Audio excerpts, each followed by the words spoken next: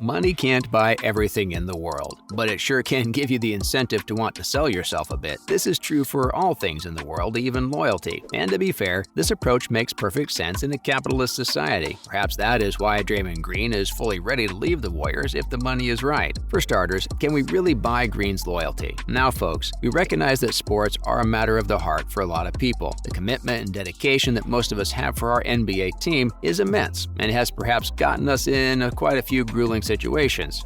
Maybe we pissed off our employer or even the missus when being too invested in a basketball game. Again, our loyalty to the game stems from our loyalty toward the team and the players that make the team. But more often than not, we tend to forget that as much heart as sports require, we must also keep our head in the game. That is precisely the approach that Draymond Green is taking when it comes to his NBA career. It may be his passion, but it's also his source of livelihood, his entire career. The man uses his skill to put food on the table, and if someone is to provide him with an opportunity to increase the amount of food on the table, or even better, its quality, why on earth would he deny it? It's not even about the money, it's about the opportunity. No one expects people to always stay in the same place. No matter how much we'd like that, people do have to move on, and so does he. Perhaps it's Green's time to move to greener pastures. Then again, would the Warriors really let him go? Draymond's services to the Warriors are undeniable. He's been an essential part of their death lineup for years now, and has contributed significantly in pushing them to victory on several occasions. A team is only a team when all its members share an understanding. There's a reason why the Golden State Warriors are all set to win their 5th title in their 9th year. The secret ingredient here is teamwork. So many of the players on the team, including the star of the team, Steph, rely on Green during the game and have developed quite the attachment with him. In this context, would it really be wise for the Warriors to be okay with letting go of someone who brings them so much utility? What do you guys think? Even if we were to leave emotions aside for a second, even strategically, it's not the best decision to make. Then why are the Warriors sitting hand in hand as these talks do the rounds? Coming up next, Golden State Warriors a little out of gold? Alrighty, we'll say what all of you are already thinking even before we get into the thick of the issue. Yes, we're going to stop with the unnecessary puns. But hey, it's an attempt to lighten the mood, and we do deserve some credit for that. And then again, there's a lot of truth to the sentiment expressed. The thing is, it may seem that basketball teams have a secret stash of money that they're just ready to spew out, but that's far from the truth. As successful as the Warriors are, they too have their limitations. With new players coming in every now and then, and with the status of the economy, sometimes it becomes really hard to sustain players whose prices keep going up along with the price of everything else. Draymond Green,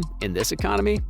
It might be a little hard for the team to sustain. In fact, it's not even personal for them at this point because Green isn't the only player they're forced to get rid of. They're trying to manage their finances better by keeping a cap on their players' salaries, and that has caused quite a few of the players to just dip. Anderson, Payton, Porter, the list can keep going on and on as long as these NBA players keep finding better alternatives. But dang, if this keeps happening, the Warriors may end up losing quite a few, well, Warriors. But then again, the general manager Bob Myers has made it quite clear that they fully intend on keeping all their players. Only time will tell if that's even possible at this point. Not to forget, what do greener pastures look like? Now, our source tells us that Draymond is happy where he is unless someone gives him the option to be happier. We can't really blame him for wanting more. It's part of human nature, folks. Wouldn't you want to give up your current job if you were offered more money? And the thing is, Draymond does have quite a few options on his hands. For this season, he's locked with the Warriors, but in the coming season, things can change. Two of the most appealing options for him are Detroit and Dallas. It would be interesting to see him return home if he decides to join Detroit. Everyone has a certain sentiment attached to their place of origin, and we wouldn't be too surprised if this sentiment, along with a better offer, might just reel him in. Another interesting option for the man is perhaps joining the Mavericks in Dallas. Now, this one is exciting because we would get to see our favorite player in a completely new setting and see him adapt. He clearly has shown the ability to play all positions, so fitting him into the team should not be an issue, but we still can't know for sure how well he'll get along with the rest of the players. All of this depends on how good Draymond is at making new friends. And of course, none of this is certain. As long as Mr. Draymond doesn't get an offer that makes him want to quit the Warriors, the chances are still low, for better or for worse. Now, in other news, first things first, Green, Love, and James caught in a pickle? Yes, we promised we wouldn't make any more of our tedious little puns, but sorry folks, it's a force of habit at this point. But essentially, what we're referring to is a little picklesome in nature, so we think it's okay. But no, we're not referring to actual pickles. Right now we're talking about the sport, pickleball. Apparently, James, Draymond, and Love are planning to be shareholders in a pickleball team. It's a smart investment if you really think about it. The sport launched in 1965 and has more than 5 million players already. It's a very fast-growing sport and is slowly gaining popularity. And perhaps it doesn't have quite the same household appeal as football or basketball, but who knows? In another 50 years, pickleball might overcome them in popularity. So in a way, This is an investment into the future. So far, we don't know much about the details of the team or its name even, but a lot of big names from the sports industry have already invested in this market. These names include Maverick and Silman, and now even these three have joined the league. Only time will tell what the future holds for the pickleball industry. Next up, Simmons back. There's always something we can move mountains for. That one passion that keeps us going, the one thing that we'd be willing to fight for until our dying day. For Simmons, that one thing is his love for his basketball career. If you're wondering where Simmons has been for the whole season, he was literally in the slumps, not only because of his physical health issues and his back problems,